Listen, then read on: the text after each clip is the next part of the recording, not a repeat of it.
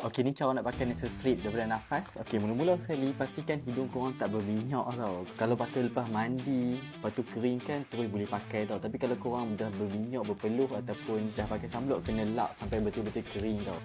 So, lap pakai tisu je. So, belakang ni dia ada macam stiker gum tau.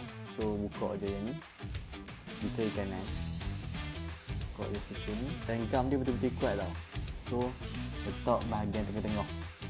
Jangan letak bawah sangat, jangan letak atas sangat. So letak kat tengah-tengah, letak. Lepas tu kicik. Kicik tepi ni. Lepas.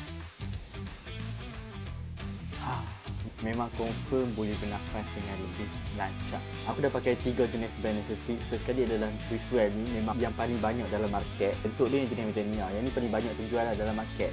Ada dekat farmasi ataupun online kita shop yang promote sebelum ni.